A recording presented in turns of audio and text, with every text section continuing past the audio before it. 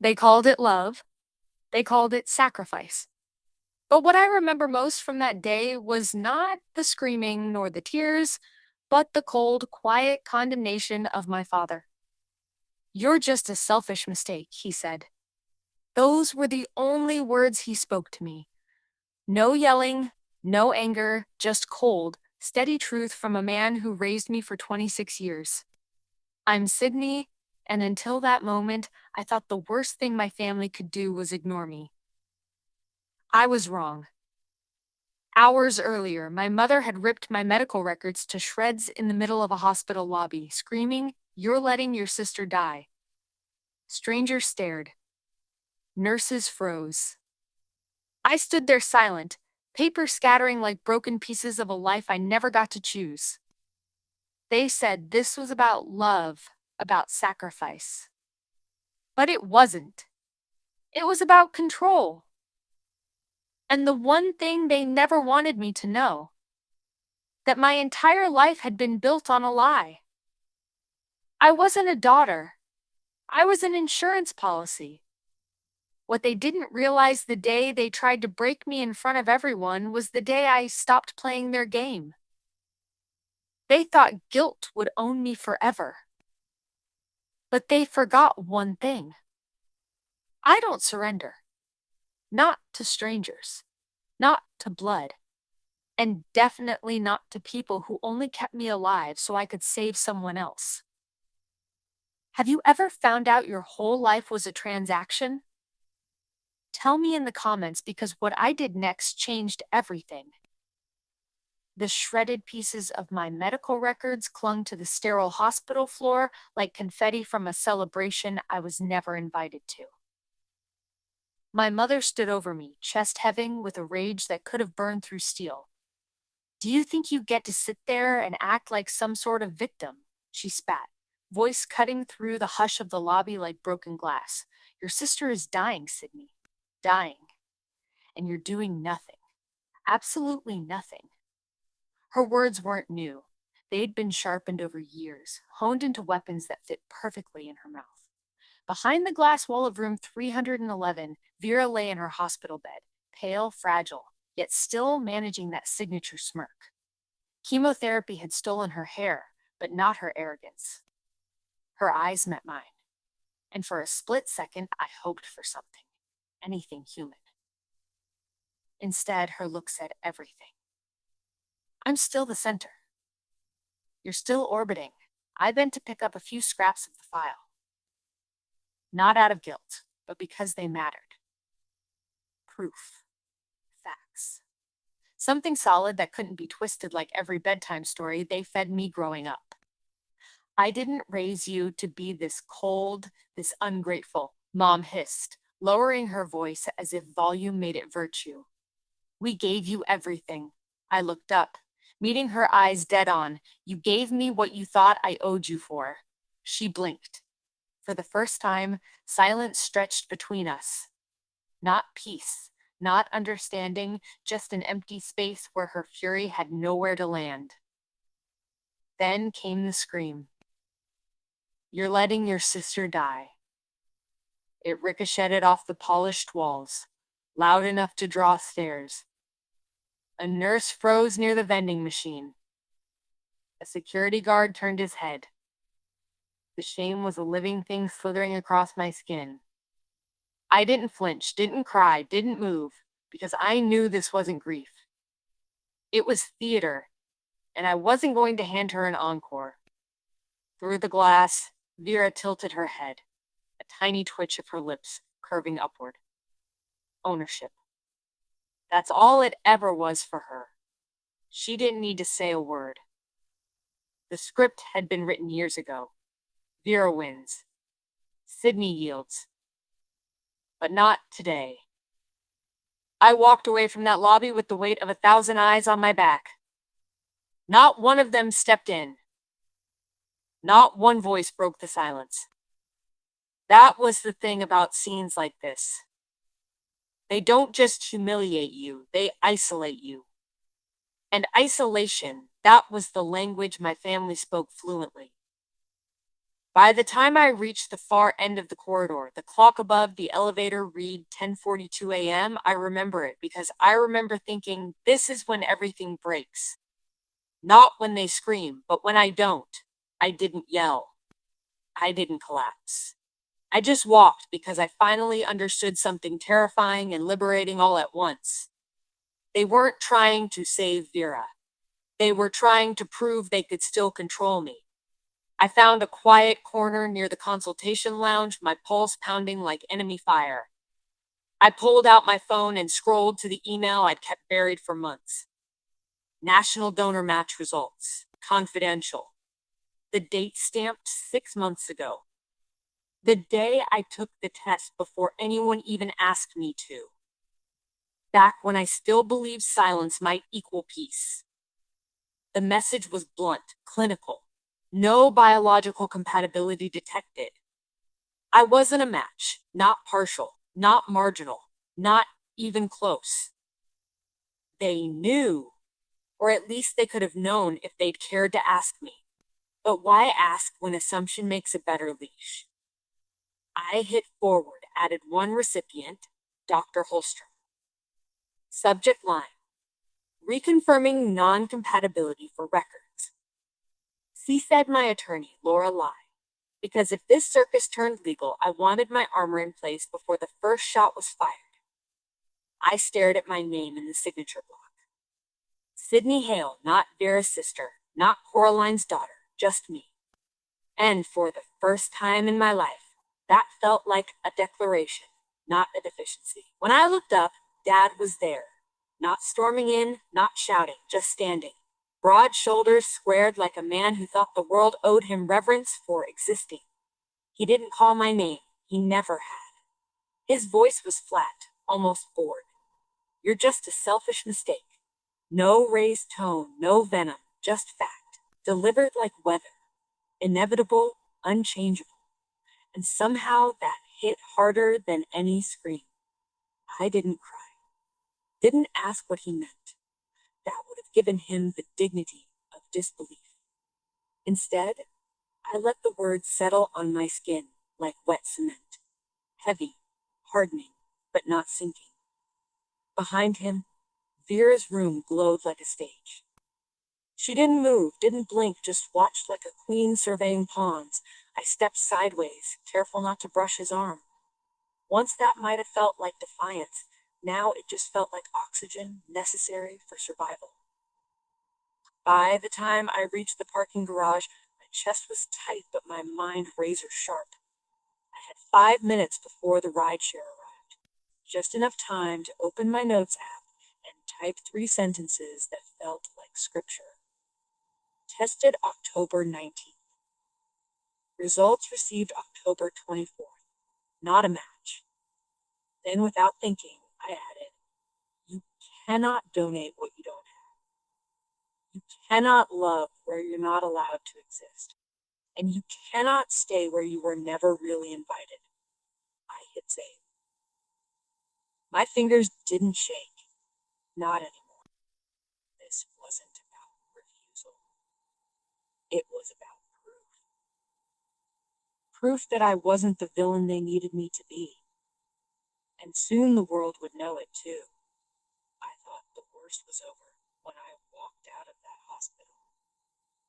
I thought the truth I held in my phone was enough to stop the bleeding.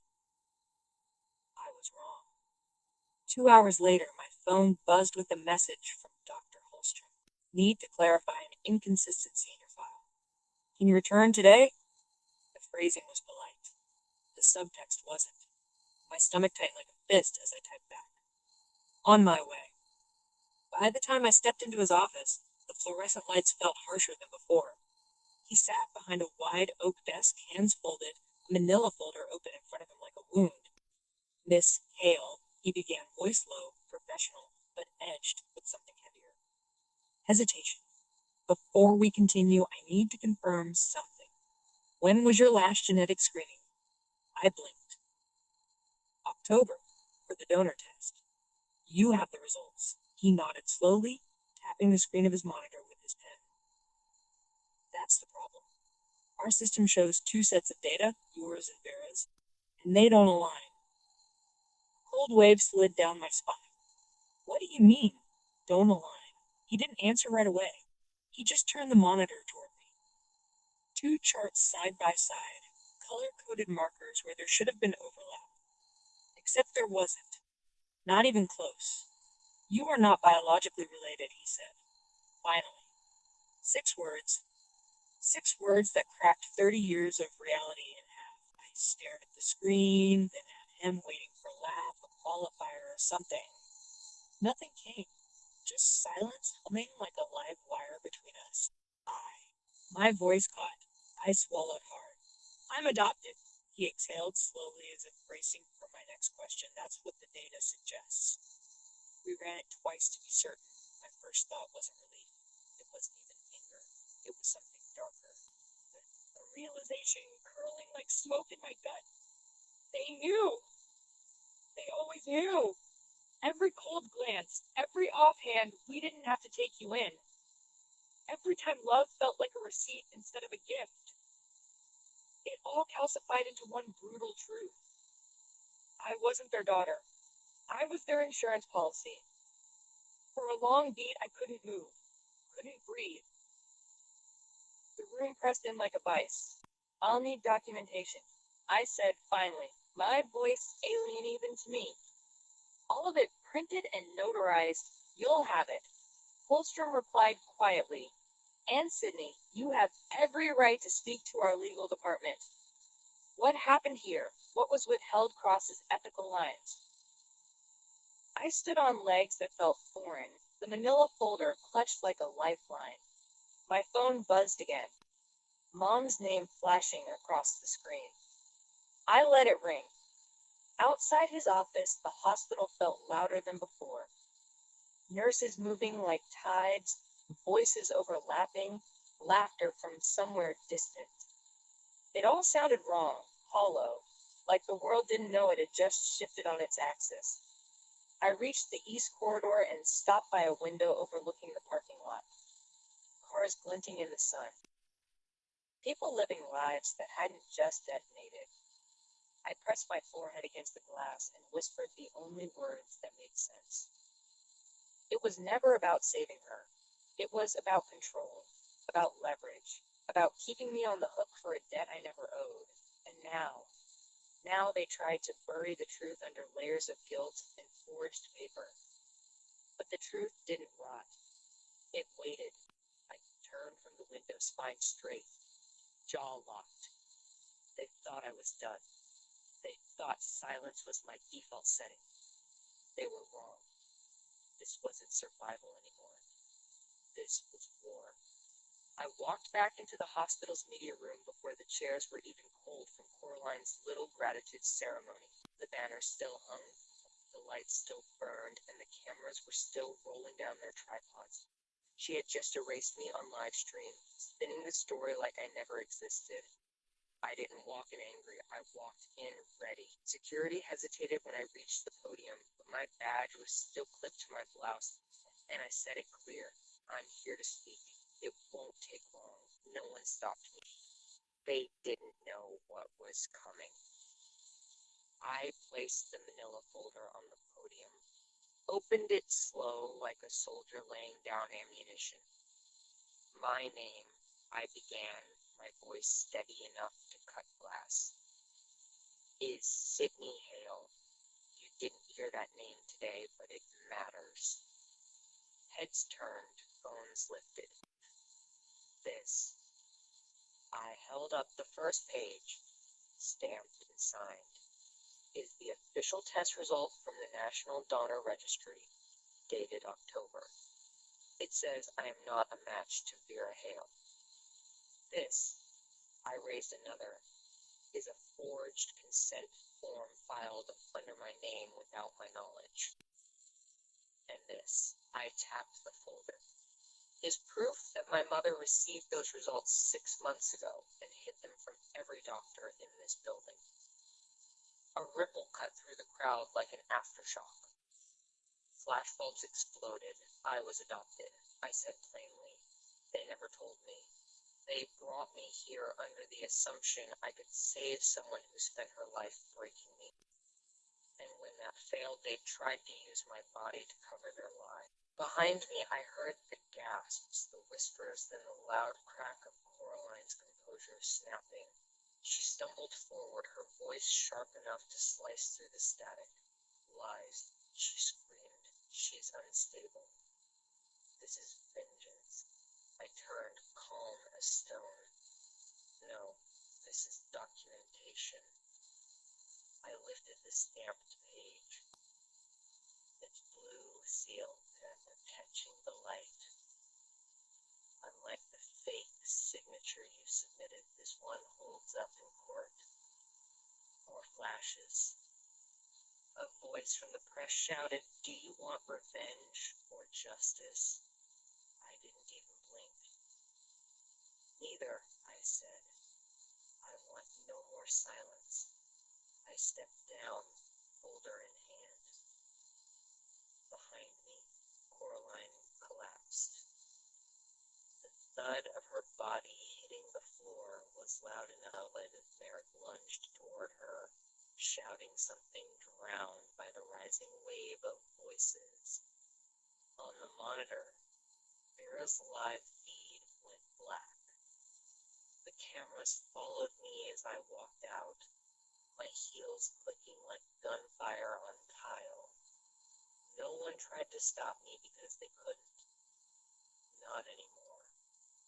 By the time I hit the sunlit pavement outside, my hands weren't shaking. Not when I called Laura. Not when I said, "Send it all." Every file, every photo, every timestamp, pressed and legal. She exhaled a sharp breath on the other end. "You just blew the roof off, Sid." "Good," I said. Let them choke on daylight. For the first time in my life, the truth wasn't buried. It was loud. It was permanent. And it was mine. It's been 7 days since that press conference. 7 days since my name stopped being a whisper and became a headline. Adopted daughter exposes consent forgery and organ donation scandal. Hospital ethics board launches investigation. I didn't read the comment sections. I didn't need to.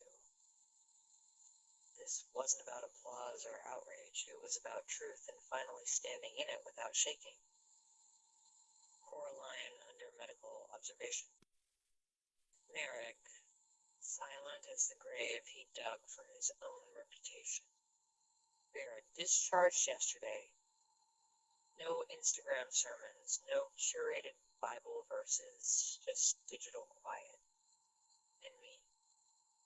I sat on my balcony this morning, coffee black, the city alive beneath me, and for the first time in years, I felt like the air was mine to breathe. Later, the hospital's legal office called. Their voice was calm, almost apologetic. "Miss Hale, your liver was never a viable match. Not marginal, not partial. Even if you'd agreed it wouldn't have worked." I laughed. Not because it was funny, but because of the brutal irony. They waged a war over something that was never possible. It was never about saving her. It was about owning me. At 4:45 p.m., text lit my screen. "Vera, can we meet?" "Just us, please." I went, not for closure, for confirmation. She sat on a hospital bench, hoodie pulled tight, hospital socks still on her feet. When I approached, she didn't look up right away. When she did, her voice was quiet, flat. "They only kept you in case I needed something one day." It landed like frost, cold and weightless, because deep down, I'd always known. "I'm not asking for forgiveness," she added. "Good," I said, "because I'm not offering it." No screaming, no dramatic exit, just two people finally admitting what blood never made us. Family. The next day, I filed the paperwork for a legal name change. Sydney Hale, mine by choice, not by transaction. Before bed, I opened an envelope I hadn't noticed in the mail stack. No return address. Inside, a note in slanted handwriting. Hi, Sydney. I saw your story. I'm adopted too. I didn't know I could say no either. Thank you for showing me I can. I'm 17. You gave me something I didn't know I was allowed to have. Choice. No signature. Just proof. Not a pain of purpose. So, if you're watching this and you've ever felt erased by the people who should have protected you, hear me. Your worth is not up for negotiation. Your voice is not too loud, and you are not alone. Tell me in the comments, what truth would you speak if fear wasn't holding your tongue? Because maybe, just maybe, your story is the one someone else needs to breathe again. And if you believe stories like this matter, subscribe. Stay. Be part of a space where silence isn't survival anymore. It's a choice you never have to make again.